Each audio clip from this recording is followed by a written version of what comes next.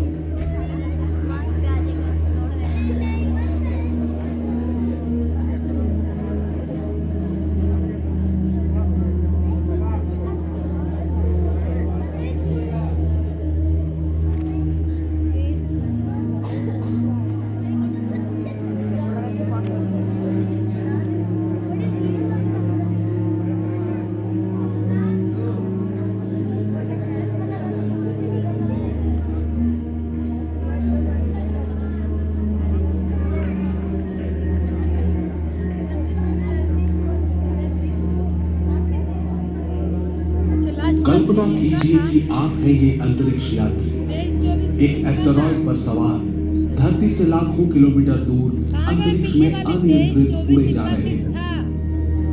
आप क्यों हैं? महाकाश का ये चट्टानी टुकड़ा इतना खास क्यों है? क्या आप पृथ्वी को किसी भयानक प्रहार से बचाने के अभियान का हिस्सा हैं? या आप मानव जाति की सबसे रोमांचक यात्रा का पहला कदम बढ़ा रहे हैं?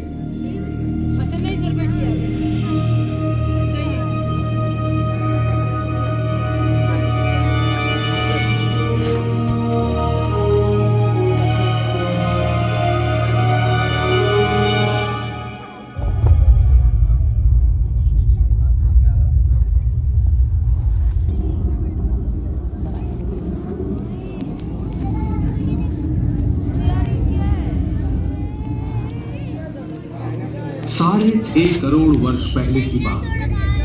धरती मुसीबत में है। एक विशाल एस्टेरॉयड आसमान से गिर गया। एक के साथ जुड़ी दूसरी आपदा खड़ी होने लगी।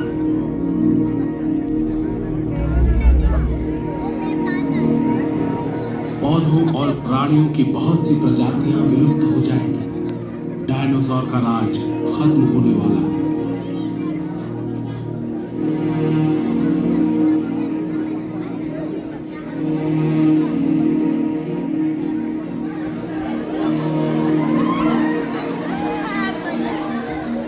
जमीन के ऊपर और नीचे भोजन की तलाश करते करते इस तरह के छोटे स्तनपायी जीवित हैं।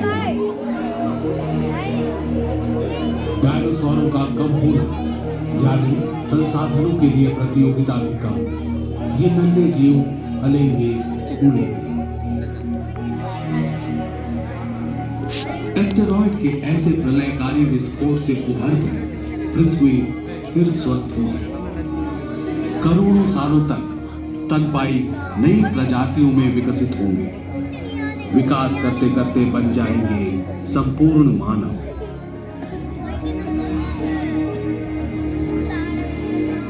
अगर ये एस्टेरॉयड धरती से ना टकराता तो क्या अब भी डायनासोर का आधिपत्य होता दुनिया पर? क्या हमारा अस्तित्व होता?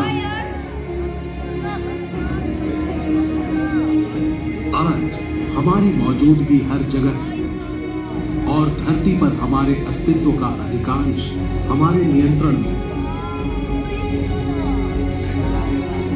हमने अपनी निगरानी के लिए अंतरिक्ष में उपग्रह लगाए हैं, किसी भी अघटन के खतरे से खुद को बचाने के लिए।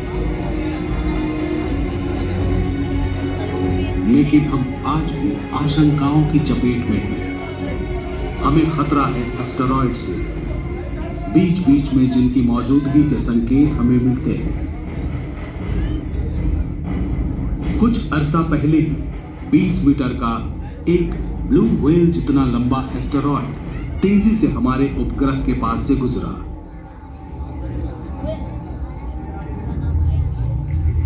रशिया के ऊपरी वायुमंडल में यह फट गया।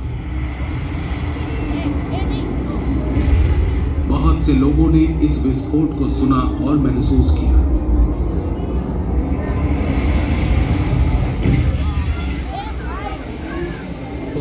बहुत से लोग घायल भी हुए। बर्फीली झील के इस छेद से उस चट्टानी टुकड़े के आकार का अंदाजा होता है जो आसमान में नहीं जला। छोटे एस्टेरॉयड भी बेहद खतरनाक हो सकते हैं। तो हम अपने बचाव के लिए क्या कर रहे हैं? क्या होते हैं ये एस्टेरॉयड?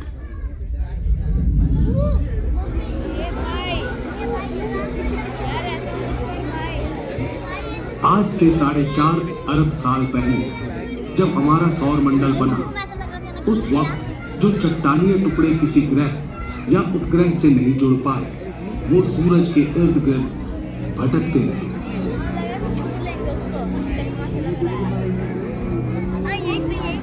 भटकने वाले उन्हीं टुकड़ों में से ज्यादातर एस्टेरॉयड बन गए। इनमें से कुछ ठोस चट्टान है और बाकी कुछ की सतह से पानी होने का प्रमाण मिला है, जो हमें हैरान करता है। क्या एस्टेरॉयड की टक्कर से ही धरती पर पानी आया और जीवन की शुरुआत हुई?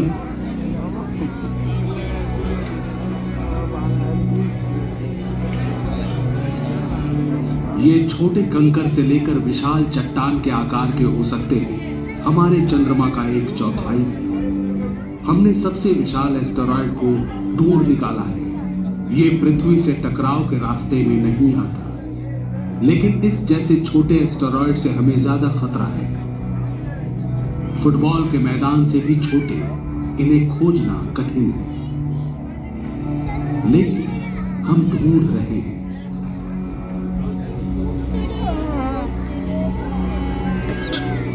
किसी भी घूमते प्रकाशित धब्बे पर एस्टेरॉयड खोजने वालों की पैनी नजर है।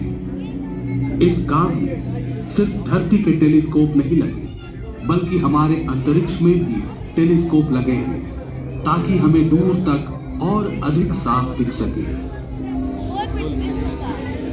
जब गवेषकों को कोई एस्टेरॉयड दिख जाता है, एक 3 आयामी मॉडल में एक बिंदु से इसे दर्शाया जाता है और नजर रखी जाती है।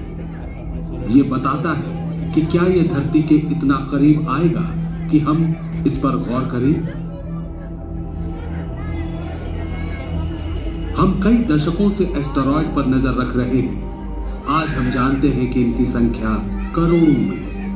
ज्यादातर मंगल और बृहस्पति के बीच के एस्टेरॉयड बेल्ट में सूरज की परिक्रमा करते हैं, लेकिन सभी नहीं।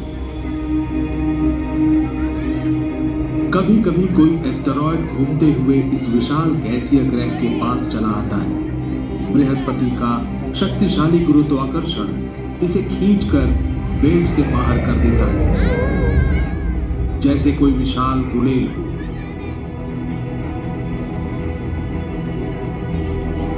कभी कभी एस्टेरॉयड एक दूसरे से टकरा जाते हैं।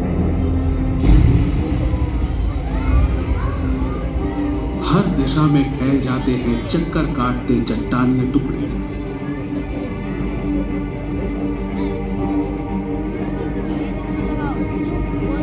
मान लीजिए हमें धरती से टकराव वाली राह पर चलते एस्टेरॉयड का पता चलता है।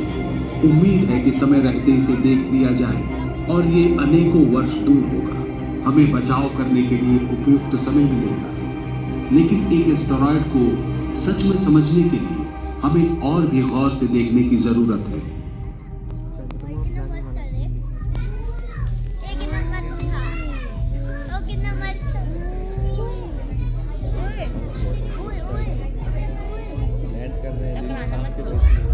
मानव रहित यान इस सफर पर निकलेंगे, सूचनाएं इकट्ठी करेंगे, पता करेंगे आकार, आकृति, घनत्व, संरचना, आंतरिक बनावट, परिक्रमण और गुरुत्वाकर्षण का विवरण।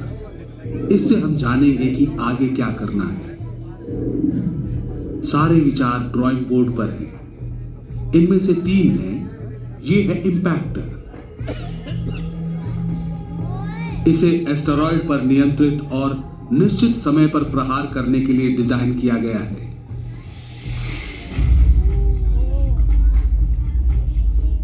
इससे एस्टेरॉयड की गति तथा परिक्रमण पथ बदल जाएगा और यह पृथ्वी से दूर हो जाएगा। जितना अधिक वक्त होगा, प्रहार उतना ही कम लगेगा।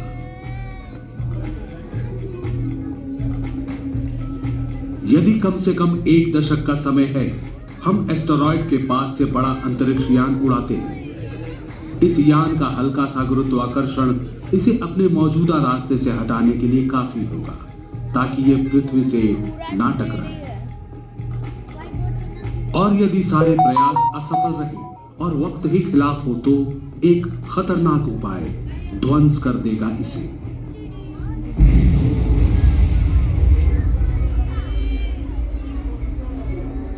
खतरनाक क्योंकि एस्टेरॉयड को ध्वंस करने से इसके कई छोटे टुकड़े हो सकते हैं जो धरती से टकरा सकते हैं।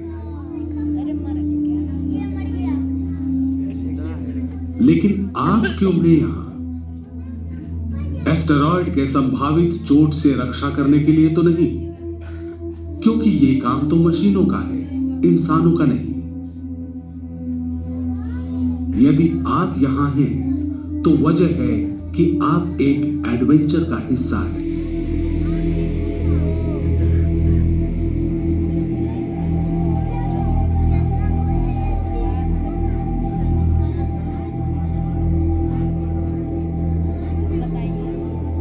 दूसरी दुनियाओं को जानने की हमारी आदिम जिज्ञासा रही है।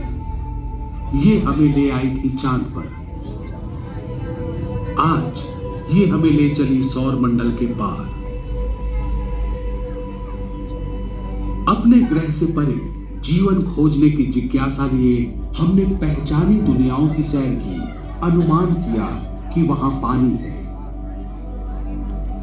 इसी कारण मंगल के बर्फीले ध्रुवों और इसके उपग्रहों में हमारी रुचि जगी। फोबोस और डीमोस। सेरिस पर भी पानी होने की प्रबल संभावना है। एस्टेरॉयड बेल्ट में जो है विशालतम। हाल ही में हमने इसकी सतह पर कई चमकीले धब्बे खोज निकाले हैं। माना गया कि या तो ये बर्फ है या सूखी हुई गाद।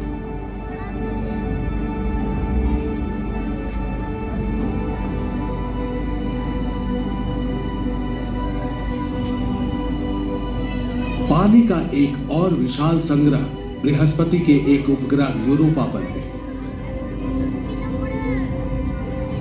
सोचा गया कि बर्फ की गहरी परतों के नीचे जमा हुआ विशाल सागर या झील है।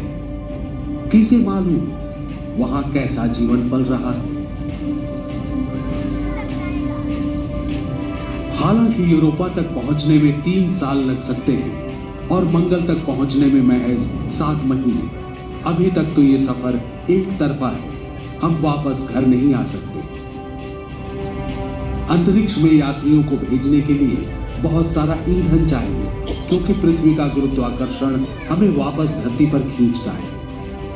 हम जितना ढो सकते हैं, दूर की दुनिया से घर वापसी के लिए उससे ज्यादा ईंधन की जरूरत है। तो फिर समाधान क्या है? अंतरिक्ष में ईंधन भरने का स्टेशन अच्छा विचार है।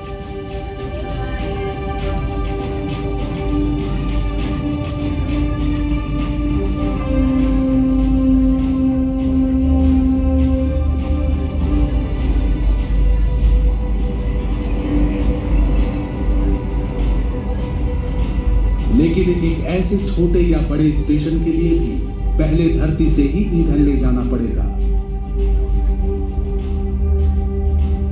ऐसा करेंगे हम। अगर हमें एस्टेरॉयड से अपना ईंधन नहीं मिल जाता, तब चंद एस्टेरॉयड के भीतर उपयोगी संसाधनों का खजाना है, जैसे कि जल मिश्रित खनिज। इनमें से जल कणों को अलग कर रासायनिक प्रक्रिया द्वारा हाइड्रोजन ईंधन में बदला जा सकता है।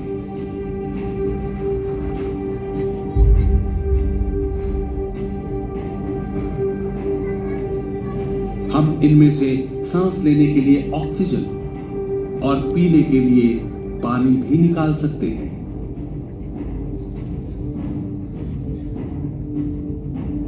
रोबोट इंसानों से पहले भेजे जाएंगे। वो एस्टेरॉयड की संरचना का निरीक्षण करेंगे, इसके गुरुत्वाकर्षण का नक्शा बनाएंगे एवं पीछे आने वाले अंतरिक्ष यात्रियों के यान उतरने के सुरक्षित स्थान का पता लगाकर चिन्हित करेंगे। यहां धरती पर हम तैयारी करेंगे हमारे सबसे चुनौतीपूर्ण अभियान की।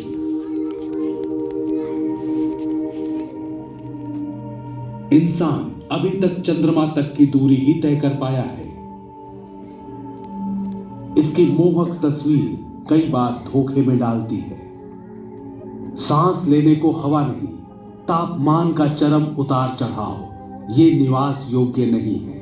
फिर भी यहां तक की कई यात्राएं हमने की हैं।